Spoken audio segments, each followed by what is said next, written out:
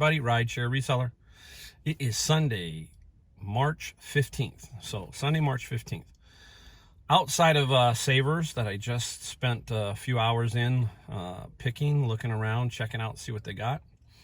Found some really good items, and I'm going to show you those in a minute. You can probably see one right there, but it's not complete. I'll explain it. And they have a couple sales every so often, and this is one of the sales that they have 50% off their clothing. And if you've ever been to a Savers when they have a 50 off clothing, it's packed. I mean, it's jammed, right? All the carts are gone, especially this one here. They probably have 40, 50 carts. So I walk in about 11 o'clock, 10:30, 11 o'clock, and half the carts are still there. The store's very quiet and nothing really going on. So it is affecting this store. It is affecting all stores. They never ran out of carts. It was always just about halfway the level. It felt like a weekday at Savers is what it felt like. Usually this sale has the registers going, all backed up, everything. I maybe waited one or two people because I did it twice. I went out, came back in, and then went out again. And it definitely is affecting these guys. And Savers has said, the managers at Savers and stuff have said, hey, we're taking all of our precautions, but things have definitely slowed down. The donations have not come through as much, but they're doing the best they can. I do know that most of the Goodwills in my area are really sucking wind. They are really hurting. And I feel that with what Goodwill does is they scrape off a lot of e-commerce stuff. I mean, it's very hard to find high quality items at Goodwills in my area because they're scraping off a lot of this. And that's a double-edged sword. You can take it to they can take it to e-commerce and do all they want for it, and that definitely helps them. But when stuff like this starts to happen and they still keep skimming off this top quality product, then their stores are going to hurt. Their stores are going to start to suffer from having low quality items. They don't have anything in the middle or anything in the high end, and it's just getting bad. I mean, we're walking through and there's very little. You get lucky here and there, but generally speaking, Goodwill has really seemed to slow down a lot. They here are changing their hours a few. I think they're opening an hour later, closing an hour earlier, doing that kind of stuff. So how am I going to proceed? I'm going to keep doing what I do. I'm going to attempt to do rideshare. I'm going to probably give it a shot on Monday, tomorrow, see what happens. If I don't get anything that's worth my time, then I'm going to adjust my week and probably do the week of thrifting and just taking care of business at home. I've taken as much precaution, wiping my hands, some sanitary stuff like that, but I cannot allow this to affect my life.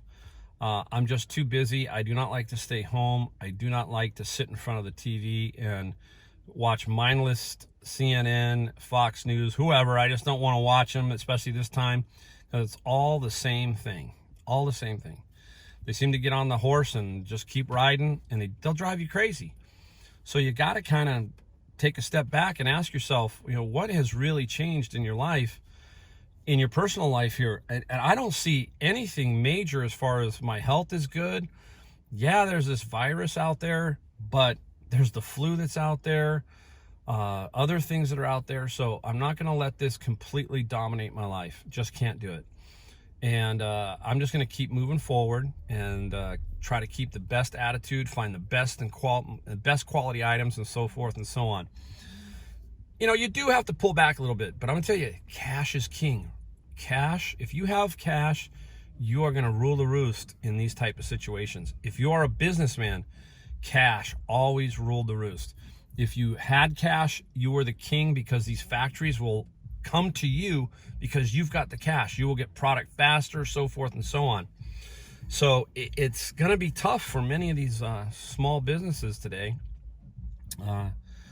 with what's going on.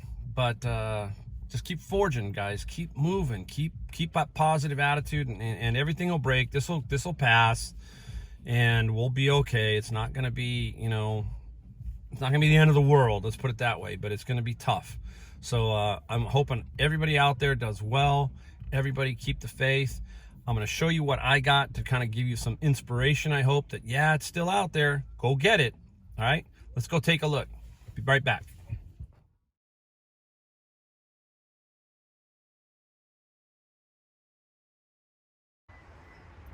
Okay guys, I'm back. I'm gonna break this down into 2 parts because I've got quite a bit of stuff. This is just some of the stuff I've got.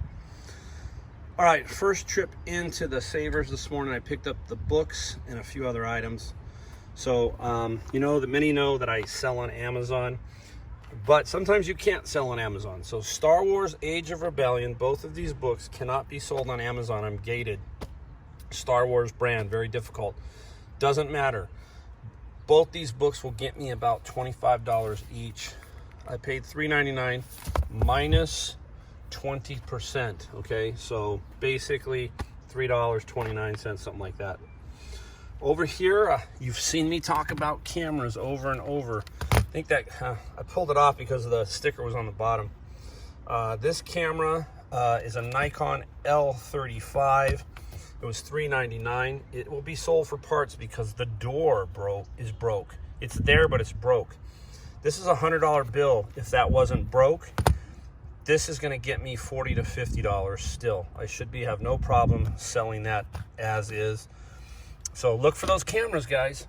Broken or not, it doesn't matter, as long as they're the right model. Over here, I got a bronze shaver. The bronze shaver I paid $4.99 for. That's about a $40 item once I clean it up. Nice little find.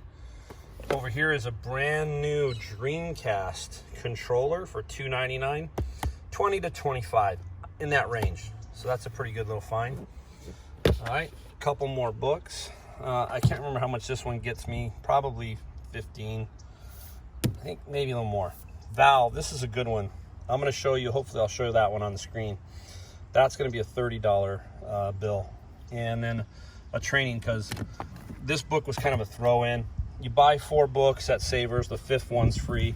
So I took that one as my freebie. Now, right here, we're gonna come back up. Sorry about the move. All right, I'm gonna be talking about this in another video. An interesting thing is, this is the second one I found. I found one yesterday. The one I found yesterday is the one I will talk about in a video in a day or two and explain how I got that one. But this isn't another find. This is a 300 CD. The one I found yesterday is a 400 CD. These are notorious for not working. And that's why they end up at the Savers, because people don't know how to fix them. This is generally, 90% of the time, a very simple fix. And I'm gonna show you in a video how you can turn big money in these mega storage CD Sony units into big money. You know, I paid $14.99 minus 20%. And these, anywhere, this particular model, about $150. The 400, anywhere from $200 to $250. So I now have both of these, and I'm gonna explain to you how to fix them if they are broke. All right, I'm gonna reorganize my car, and I'll show you some other items I got. All right, guys, here is the second half of the video. These items were bigger, so I'm gonna go over them, and I'll pull the receipts out, and I'll show you exactly what I got, so you can make sure that, yes, I did get these items. But anyhow, here's the second half. All right, we're gonna start off with these McFarland NFL Legends. There were several, but this was there were 3 of them that I really wanted. One is the Jim Brown one. The other one was a Marcus Allen one. And then there is a Bo Jackson one. So it's hard to say. Definitely $30 to $50 easy, I would think, on all 3 of those each. Now, over here, again, this is classic, brand new Radio Shack in the box, remote control, video A/B switcher. You can sell this for $60 to $79. That's brand new. I paid $4.99. Got to remember, I got 20% off of all this also. All right, over here, there was a picker friend of mine. He was hanging out, and he found some good ink. He had 2 packages, and he said, Mike, hey, take this one. I don't really want it. I'm gonna bundle that, and I'm gonna get about 25 bucks out of that. So all that ink I'll just bundle up. It's for the fountain pens, that kind of ink. So pretty cool there. Also down here, now this one I debated hard and long. I only paid $9.99. It's the Star Wars Millennium Falcon. There's some parts missing. That's why while I was in the store, I debated yes or no. Finally said, what the heck, I'm gonna make 50, sell it for 50. I'll make money. I wish it was, you know, complete, but it's not. Brand new, they sell. Brand new, $150 to $200 all day long. So if you see that, guy, especially the box is part of the reason why I still bought it. Even though there's not a whole lot in it, it definitely will sell. All right, this one here is an old version of the touch code transmitter for Sears. You can kind of see it there, how it works. It was $3.99, 20% off, so $3. I'll flip that for 20, 25 bucks, that kind of range. And the big winner, one of the big winners, is this guy, the Traxxas Stampede 5XL. This is 6-channel. So this guy here is used. It's all in that box there. And this will get me, I bet you, 200 to 250, generally in that range. I've got the box, I've got the higher end version. So even if I got 175, I'd be extremely happy. And the price is on the back. That was $12.99. That was $12.99. All right, guys. So there's that there. And if we swing around,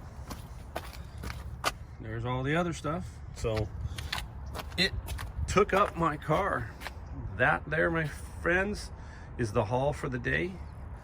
Fight on, guys. Bye-bye.